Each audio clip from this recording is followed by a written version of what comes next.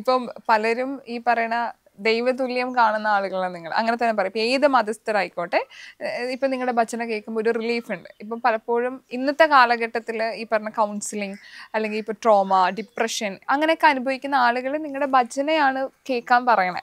പലർക്കും ലൈഫിൽ അങ്ങനെ ഒരു എക്സ്പീരിയൻസ് ഉണ്ട്. വന്ന് നിങ്ങളുടെ ഭജന കേട്ടതിന് ശേഷം റിലീഫ് കിട്ടിയ ആളുകളുണ്ട്.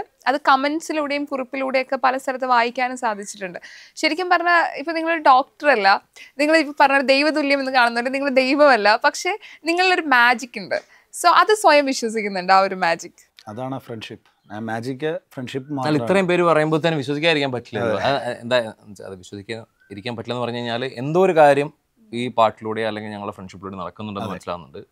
ഇന്നലെ ഒത്തിരി മെസ്സേജ് വരാറുണ്ട്. ഇന്നലെ ഒരു ലേറ്റസ്റ്റ് മെസ്സേജ് വന്നേക്കുന്ന ഒരു സിസ്റ്റർ, പുള്ളിക്കാരി പറഞ്ഞിരിക്കുന്നത് ഒരു കുട്ടിയുടെ സ്പീച്ച് ഡിലേ ആണ്. അപ്പം വർത്താനം പറയുന്നില്ല, കുറേ 3-4 വയസ്സ് കഴിഞ്ഞിട്ടും ഒന്നും മിണ്ടുന്നില്ല. ഞങ്ങളുടെ പാട്ട് പാടാൻ തുടങ്ങിയിട്ട് അതിൻ്റെ കൂടുതൽ പാടാൻ ശ്രമിച്ചിട്ട് സംസാരിച്ചത് ആദ്യമായിട്ട്.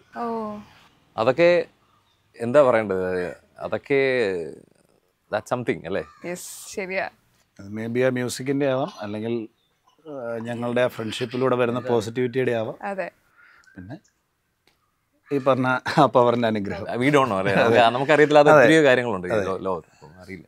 മ്യൂസിക്കിന് എപ്പോഴും ഒരു പവർ ഉണ്ടെന്ന് പറയാറുണ്ട്. എന്താ വെച്ചാൽ ബെസ്റ്റ് മ്യൂസീഷ്യൻസ് ഞങ്ങളാണോ? അല്ലോ, അതാണ് ഇതിന്റെ രസം അല്ലേ? നമുക്ക് തന്നെ അറിയാം. ഇതിന്റെ അകത്ത് ഒത്തിരി പേര് പറയാറുണ്ട് ഇവന്മാരാണോ ഇത്രയും. ഞങ്ങൾക്കറിയാം, ആരും പറയേണ്ട ബെസ്റ്റ് സിംഗേഴ്സ് നമുക്കറിയാം. പക്ഷേ we are the best friends എന്ന് വേണമെങ്കിൽ പറയാം. അല്ലെങ്കിൽ അത് ഉറപ്പായിട്ടും ഞാൻ പറയാം. അപ്പം എത്ര പ്രശ്നങ്ങൾ ഉണ്ടായിട്ടുണ്ട് ഞങ്ങളുടെ ഇടയിൽ. ഞാൻ ഇവനും തമ്മിൽ തന്നെ അടി ഉണ്ടാക്കിയിട്ടുണ്ട് പല കാര്യങ്ങളിലും. അഭിപ്രായ വ്യത്യാസം എല്ലായിടത്തും വരും. പക്ഷെ അത് എത്രത്തോളം ഓപ്പൺ ആയിട്ട് നമ്മൾ സംസാരിക്കുന്നു എന്നുള്ളിടത്താണ്. അവിടെ ആ അഭിപ്രായ വ്യത്യാസം ഉണ്ടാകുന്നിടത്തൊന്ന് സ്റ്റോപ്പ് ആക്കിയിട്ട് പോകുന്നിടത്താണ് ആ ഫ്രണ്ട്ഷിപ്പ് ബ്രേക്ക് ആകുന്നത്.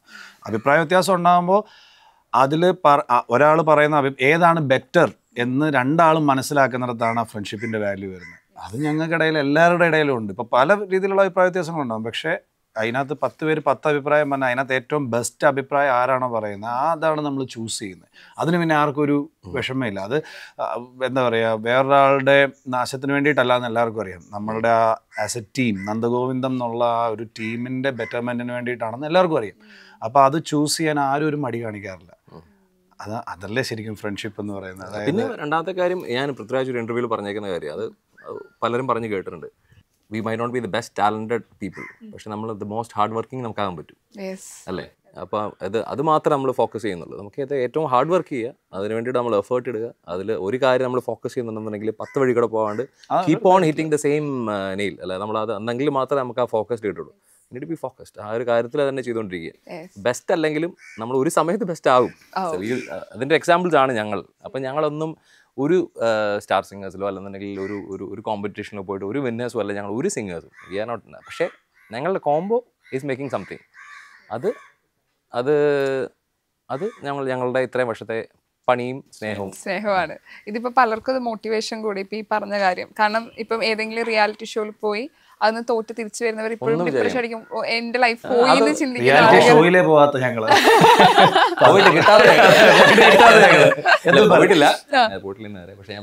അതെ അതെ.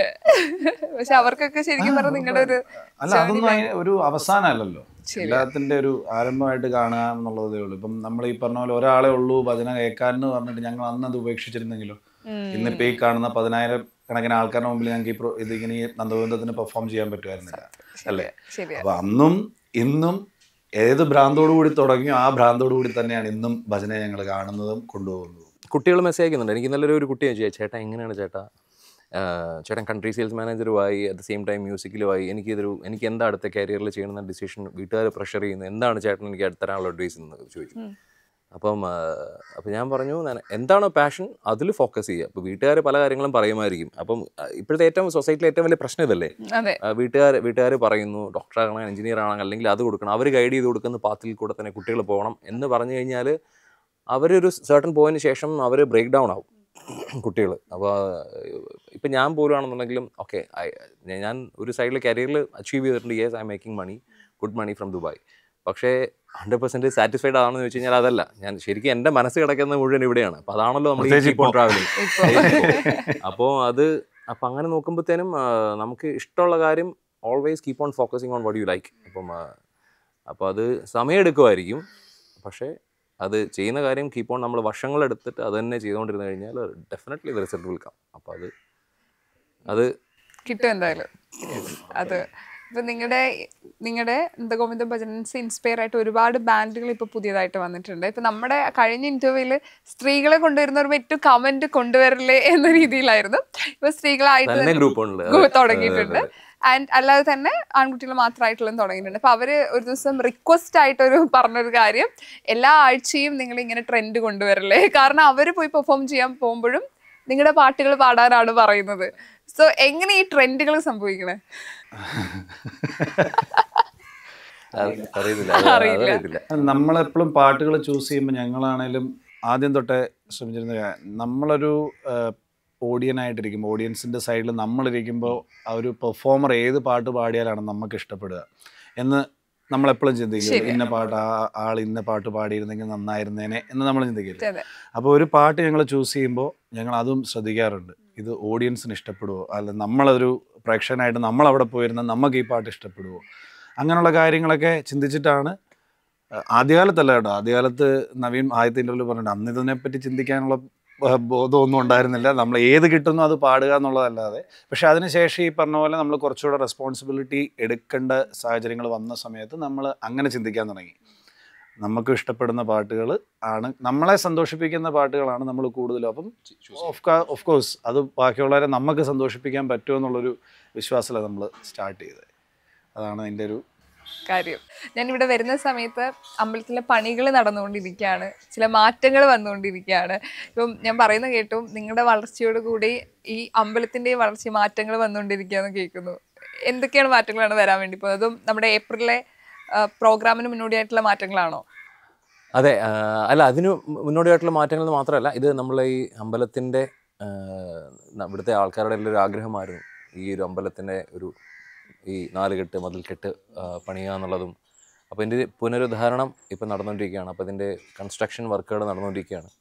അപ്പോൾ നമ്മളുടെ വളർച്ചയോടെ കൂടെ തന്നെ ഇവിടുത്തെ ഭഗവാനും അതിൻ്റെ സാഹചര്യങ്ങളും അതിനുള്ള എല്ലാം തന്നെ കൂടത്തിൽ വളരുന്നു എന്നുള്ളൊരു കാര്യം. ഞങ്ങളുടെ സ്വന്തം അമ്പലമാണല്ലോ, അപ്പം നമുക്കും സന്തോഷമാണ് തരുന്നത് നമുക്ക് ഇവിടെ ഈ വളർച്ച. അപ്പം അവരും നമ്മുടെ അമ്പലത്തിലുള്ളവരെല്ലാവരും സപ്പോർട്ട് നോക്കുന്നുണ്ട്. ഈ ഒരു കാര്യം കുറേ ഇൻവെസ്റ്റ്മെൻ്റ് ഉണ്ട് നമ്മൾ ഇവർ ചെയ്യുന്നത്. അപ്പോൾ ഫുള്ള് കല്ലിലാണ് അല്ലേ, നമ്മൾ ഇവിടെ കൃഷ്ണശിലയിലാണ് ഇവിടെ ചെയ്യുന്നത്, മുഴുവൻ ചെയ്യുന്നത്. അപ്പോൾ നല്ല എക്സ്പെൻസീവ് ആണ് ഇവിടുത്തെ വർക്കുകൾ. അപ്പോൾ അതിനുള്ള സപ്പോർട്ടുകളൊക്കെ ആരെങ്കിലുമൊക്കെ ചെയ്യുകയാണെന്നുണ്ടെങ്കിലും ഇവർക്കും ഹെൽപ്ഫുൾ ആയിരിക്കും തീർച്ചയായിട്ടും. അതെ, ഇപ്പം നിങ്ങളുടെ കൂട്ടത്തിലെ വൈകാരികമായിട്ട് കാര്യങ്ങൾ കാണുന്നത് ആരാ? അതായത് എല്ലാം ഇമോഷണലി കാര്യങ്ങൾ പെട്ടെന്ന് എടുക്കുന്ന കൂട്ടത്തിൽ ആരായിരിക്കും? ഇപ്പോൾ റീസെൻ്റ്ലി ഞാനായിരിക്കും എന്ന് എനിക്ക് തോന്നുന്നു. കാരണം കുറേ നാൾ ടീമിൻ്റെ കൂട്ടത്തിൽ ഇല്ലാത്തതുകൊണ്ട് പല മൊമെൻറ്റ്സും എനിക്ക് ഭയങ്കരമായിട്ട് ഇമോഷണലി ഞാൻ ഭയങ്കര ഇതാവും. ഇപ്പോൾ ലാസ്റ്റ് ഭജൻ കണക്റ്റിന് ഇവരെനിക്കൊരു സർപ്രൈസ് എൻട്രി ഒക്കെ തന്നായിരുന്നു. ഒന്നും ഇല്ലെന്നൊക്കെയാണ് പറഞ്ഞിരുന്നത്. പക്ഷെ വീഡിയോ കണ്ടപ്പോഴത്തേക്കും ശരിക്കും ഞാൻ ഭയങ്കര എൻ്റെ അടുത്ത് നവമി ഉണ്ടായിരുന്നു എൻ്റെ കൂടെ, നവീൻ്റെ പെങ്ങള് ഞാനും ആ എൻട്രി ചെയ്യുന്നിടത്തായിരുന്നു. അന്നത്തേക്കും എൻ്റെ അടുത്ത് ചോദിച്ചു കാണാൻ പറ്റുന്നുണ്ടോ എന്ന്. കാരണം ഞാനതൊട്ടും എക്സ്പെക്ട് ചെയ്തിരുന്നില്ല ഇങ്ങനൊരു വീഡിയോ. മേ ബി ഒരു ഇൻട്രോ പോലെ എന്തെങ്കിലും കാണുമെന്ന് അറിയാമെന്നല്ലാതെ ഒരു 5 minutes വീഡിയോ ഒന്നും ചെയ്യുമെന്ന് യാതൊരു പ്രതീക്ഷയില്ലായിരുന്നു. പിന്നെ ഈ പറഞ്ഞ പോലെ തന്നെ ഈ 1.5 വർഷം മാറി നിന്ന് നമ്മളുടെ ഒരു കുഞ്ഞിൻ്റെ വളർച്ച കാണുക എന്ന് പറയുന്നത് അതൊരു വല്ലാത്ത എക്സ്പീരിയൻസാണ്. നമ്മളുണ്ടായിരുന്നൊരു സ്ഥലത്തുനിന്ന് മാറിയിട്ട് നമ്മൾ മാറിക്കഴിഞ്ഞിട്ട് അത് ലോകം മൊത്തം അറിയുന്നത് നമ്മൾ പുറത്ത് നിന്ന് കാണുമ്പോഴത്തേക്കും ഓരോ പ്രോഗ്രാം കഴിയുമ്പോഴും ഞാൻ വിളിക്കും. ഓരോ പ്രോഗ്രാം കഴിഞ്ഞിട്ട് എടാ നല്ല ഒരു പ്രോഗ്രാമായിരുന്നു, ഞാൻ ലൈവ് കണ്ടായിരുന്നു. എല്ലാ ലൈവും കാണും രാവിലെ, കാരണം ഇവിടുത്തെ വൈകുന്നേരം എനിക്ക് രാവിലെയാണല്ലോ. അപ്പോൾ എല്ലാ ലൈവും ഞാൻ ഡ്രൈവ് ചെയ്യുവാണെങ്കിൽ കാണും. അപ്പം അതുപോലെ തന്നെ ഓരോ പാട്ടുകളും ഞാൻ നവീൻ്റെ അടുത്ത് പറയും, ഞാൻ ചിലപ്പോൾ പാട്ടുകൾ തെറ്റിക്കുമായിരിക്കും സ്റ്റേജിൽ. കാരണം ഞാൻ വേറൊരു ട്രാൻസിലാണ്.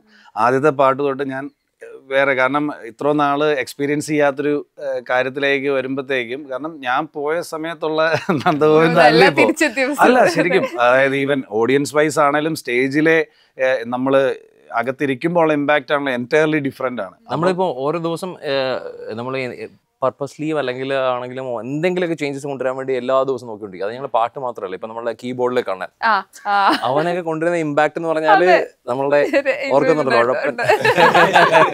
ഇന്നലെ ഞങ്ങൾ ഉഴപ്പനൊന്നുമല്ല, അവന്റെ വർക്കിൽ ഭയങ്കര ഈ പറഞ്ഞ പോലെ പാഷനേറ്റ് അവൻ ആ കാര്യത്തിൽ. പക്ഷെ ഇന്നലെ ഞങ്ങൾ ഇങ്ങോട്ട് വന്നപ്പോൾ ഞങ്ങൾ ഡിസ്കസ് ചെയ്തൊരു കാര്യമാണ്. ഇന്നലെ ബീച്ചേട്ടൻ ഉണ്ടായിരുന്നു ഞങ്ങളോടൊപ്പം.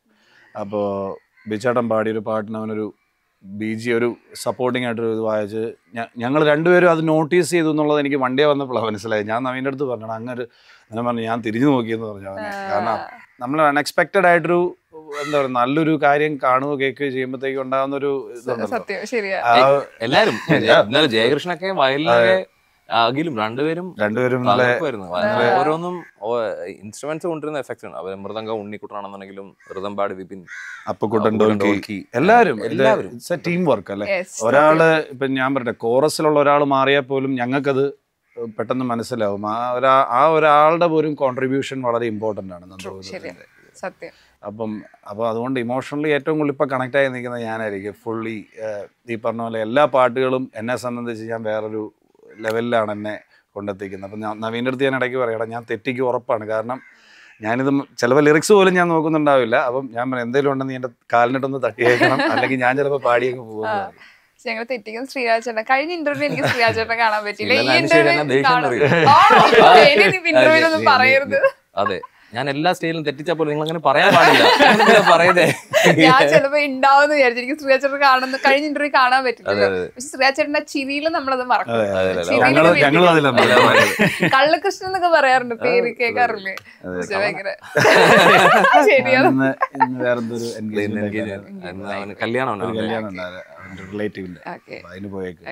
കാനഡ ആയാലും മനസ്സ് ഇവിടെ ആയിരുന്നു, ഇവരുടെ കൂടെ ആയിരുന്നു എന്ന് വ്യക്തമായിരുന്നു.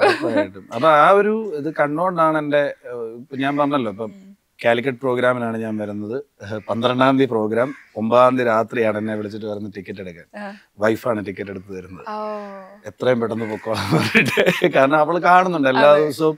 ഞാനവിടെ ഈ പ്രോഗ്രാം കാണുന്നു, കമന്റ് വായിക്കുന്നു, അല്ലെങ്കിൽ ഈ പറഞ്ഞ ഇന്റർവ്യൂസ് കണ്ടുകൊണ്ടിരിക്കുന്നു. അതാ ഞാൻ നേരത്തെ പറഞ്ഞ ഫാമിലിയുടെ സപ്പോർട്ട്. അവളൊറ്റയ്ക്കാണ് അവിടെ. 2 കുട്ടികൾ, 8 വയസ്സും 4 വയസ്സുള്ള 2 കുട്ടികൾ. അത് എനിക്കറിയില്ല എങ്ങനെയാ അവള് മാനേജ് ചെയ്യുന്നതെന്ന്. പക്ഷെ ഈ പറഞ്ഞ നവീന്റെ വീട്ടിലാണേലും അവിടെ 2 പേരും ഒരേ പ്രായത്തിലുള്ളത്. എന്റെ ഇതിലെ കാര്യം പറയുവാണെങ്കിൽ ഒറ്റ വീക്കെൻഡ് ഞാനിപ്പോ ഇല്ല. അതാണ് എല്ലാ ദിവസവും അവള് 2 പേരെയും വെച്ചിട്ട് മാനേജ് ചെയ്യുന്നത്. പിന്നെ നമ്മളെ കസിൻസ് ഒക്കെ ഉണ്ട്, പിള്ളേരൊക്കെ അവിടെ ഉണ്ട്. അവരൊക്കെ വീക്കെൻഡിൽ ചെല്ലും. അപ്പൊ അതൊക്കെ ഉള്ളതുകൊണ്ട് അങ്ങനെ മാനേജ് ചെയ്തു പോകുന്നു. ഈ ഭയങ്കര അച്ചടക്കമുള്ള ഒരു ഡിസിപ്ലിൻ നിങ്ങൾ എപ്പോഴും കീപ്പ് ചെയ്യുന്ന പോലെ തോന്നിയിട്ടുണ്ട്. അത് കറക്റ്റ് തന്നെയാണ്, കാരണം നമുക്ക് കാണാനും സാധിക്കുന്നുണ്ട്. അപ്പൊ എപ്പോഴും അതിലൊരു കൃത്യമായിട്ട് അച്ചടക്കം പാലിക്കണം എന്ന് നിർബന്ധം പിടിക്കുന്ന ആരാ കൂട്ടത്തിൽ? ഉണ്ണികൃഷ്ണൻ. മാനേജർ. അല്ല, എല്ലാവർക്കും ഒരു ബോധമുണ്ട് അച്ചടക്കം വേണം എന്നുള്ള കാര്യം. പക്ഷെ അത് ഇംപ്ലിമെന്റ് ചെയ്യാനായിട്ട് ഏറ്റവും കൂടുതൽ എഫേർട്ട് ഇടുന്ന മനുഷ്യൻ ഉണ്ണികൃഷ്ണനാണ്. അത് പിന്നെ നമ്മളെല്ലാരും എൻഫോഴ്സ് ചെയ്യും അത് വേണം എന്നുള്ള കാര്യം. മോശമല്ലേ നമ്മൾ ഒരു സ്ഥലത്ത് പ്രോഗ്രാമിന് കറക്റ്റ് സമയത്ത് ചെയ്യുന്നില്ലെങ്കിൽ ഒക്കെ ആണെന്നുണ്ടെങ്കിലൊക്കെ എല്ലാം ഒരു കാര്യത്തിൽ മാത്രമല്ല. അപ്പൊ അതെല്ലാം അങ്ങനെ. ഇപ്പൊ ഭജന എന്നൊരു കോൺസെപ്റ്റ് ഇപ്പോഴാണ് നിങ്ങൾ വന്നതിന് ശേഷം ഒരു മാറ്റം വരുന്നത്. അത് ഇപ്പൊ പണ്ട് ഭജന ചെയ്യുന്ന ആളുകൾക്ക് പോലും പുതിയത് കൊണ്ടുവരാൻ നിങ്ങളത് ഭയങ്കര ഹെൽപ്ഫുൾ ആയിട്ടുണ്ട്. നിങ്ങളാണ് അതിന്റെ തുടക്കം കൊടുത്തതെന്ന് ഇപ്പോഴും നന്ദിയോടുകൂടി അവർ ഓർക്കാറുണ്ട്. ഇപ്പൊ പുതിയതായിട്ട് വന്ന ആളുകൾ അത് പറയാറുണ്ട്. സോ അത് ഭയങ്കര പ്രൗഡല്ലേ നിങ്ങളെ സംബന്ധിച്ചിടത്തോളം? അവർക്കൊരു വഴി തുറന്നു കൊടുക്കാനും അല്ലെങ്കിൽ ഭജന ഇത്രയധികം ആളുകളിലേക്ക് എത്തിക്കാനും പറ്റിയത് നന്ദഗോവിന്ദം വന്നതിന് ശേഷമാണെന്ന് തോന്നുന്നു. അത് ഭയങ്കര സന്തോഷമുള്ള കാര്യമാണ്. പ്രത്യേകിച്ച് കുട്ടികളൊക്കെ ഇതിലേക്ക് വന്നിട്ടേ, അപ്പം ആൺകുട്ടികളാണെങ്കിലും പെൺകുട്ടികളാണെങ്കിലും പുതിയ ഗ്രൂപ്പ് സ്റ്റാർട്ട് ചെയ്യുന്നു, പാട്ട് പാടാനുള്ള എഫേർട്ട് എടുക്കുന്നു, പ്രോഗ്രാംസ് ചെയ്യുന്നു. അപ്പോൾ അവർ they are also making money programmes ചെയ്തിട്ട് ചെയ്യുന്നു. അപ്പം നമ്മൾ ഡ്രസ്സൊക്കെ ചോദിച്ചിട്ടുണ്ടായിരുന്നു, അതുപോലെയുള്ള ഡ്രസ്സ് ഇട്ട് അങ്ങനെയൊക്കെ അത് കാണുമ്പോഴത്തേനും ഭയങ്കര മനസ്സിന് സന്തോഷമാണ് വരുന്നത്. അവര് കുട്ടികളൊക്കെ കുറച്ചുപേരൊക്കെ നമ്മൾ അമ്പലപ്പുഴയിലാണെങ്കിലും വരാഹി അവര് വന്ന് എൻ്റെ അടുത്ത് സംസാരിച്ചു. അപ്പോൾ ഞങ്ങളുടെ അടുത്ത് വന്ന് നിങ്ങൾ പലരിലും കോണ്ടാക്ട് ഉണ്ട്. ഞാനിപ്പോ വിചാരിക്കും നിങ്ങളൊരു ബാൻഡാണ്, അപ്പം പുതിയതായിട്ട് വരുന്നവർക്ക് ഒരു സപ്പോർട്ട് നിങ്ങൾ കൊടുക്കുന്നുണ്ട്. അതൊരു വലിയ കാര്യമായിട്ട് എനിക്ക് തോന്നിയിട്ടുണ്ട്. നേരത്തെ പറഞ്ഞ അർജുനൊക്കെ പറഞ്ഞില്ലേ ഓരോ ആഴ്ചയിലും ട്രെൻഡ്, പേഴ്സണലി ഞങ്ങൾക്ക് അറിയാവുന്ന ആളുകളാണ്. അവര് പണ്ടോട്ടേ നമ്മള് കാര്യങ്ങൾ ഇങ്ങനെ ചോദിക്കാറുണ്ട്. ആളുകളാണ്. പക്ഷെ അവർ അവരുടേതായിട്ടുള്ള രീതിയിൽ അവർ എഫേർട്ട് ഇട്ട് അവർ പ്രോഗ്രാം ചെയ്യുന്നുണ്ട്. അങ്ങനെ എല്ലാം ഈ പറയുന്ന ഒത്തിരി ഗ്രൂപ്പുകൾ പുതിയ വരുന്നുണ്ടല്ലോ. അപ്പം അതൊക്കെ കാര്യം ഒരു ഏതാണെങ്കിലും ഒരു ഓവറോൾ ഇതിന് എവറിത്തിങ് ഈസ് ഇൻ ഇൻഡസ്ട്രി. അപ്പോൾ ഇത് ഈ ഒരു ടോട്ടലായ ഇൻഡസ്ട്രി അല്ലെങ്കിൽ ആ ഒരു ഗ്രൂപ്പ് വളർന്നെങ്കിൽ മാത്രമേ, അതിൻ്റെ വളർന്നെങ്കിൽ മാത്രമേ ഉള്ളൂ എല്ലാവർക്കും ബെനിഫിറ്റ് ഉണ്ടാവുള്ളൂ. അല്ല ഒരു നന്ദഗോവിന്ദം മാത്രം അവിടെ ഉണ്ടായിട്ട് കാര്യമില്ലല്ലോ. അപ്പം സെയിം നമ്മുടെ കാര്യം മലയാളം ഫിലിമാണെന്നുണ്ടെങ്കിൽ നമ്മൾ പറയുന്നുണ്ടെങ്കിൽ ഒത്തിരി സിനിമകൾ വരണം, ആ സിനിമകളെല്ലാം സക്സസ് എങ്കിൽ മാത്രമേ ഉള്ളൂ അതിൻ്റെ കൂട്ടത്തിലേക്ക് ഇന്ന് ആൾക്കാർക്കെല്ലാം അതുകൊണ്ട് ബെനിഫിറ്റ് ഉണ്ടാവുള്ളൂ എന്ന് പറഞ്ഞ പോലെയാണ് എല്ലാ ഇൻഡസ്ട്രീസും അല്ലേ. അപ്പം ആ ഒരു തോട്ട് വലിയ കാര്യമാണ്. ചിലപ്പോൾ അങ്ങനെ എല്ലാവരും ചിന്തിക്കണം എന്നില്ല. ഉറപ്പാട് അങ്ങനെ ചിന്തിക്കാൻ പാടുള്ളൂ നമ്മൾ. അത് നമ്മൾ ഒരിക്കലും ഞാൻ മാത്രം സക്സസ് ആയിട്ട് കാര്യമില്ല.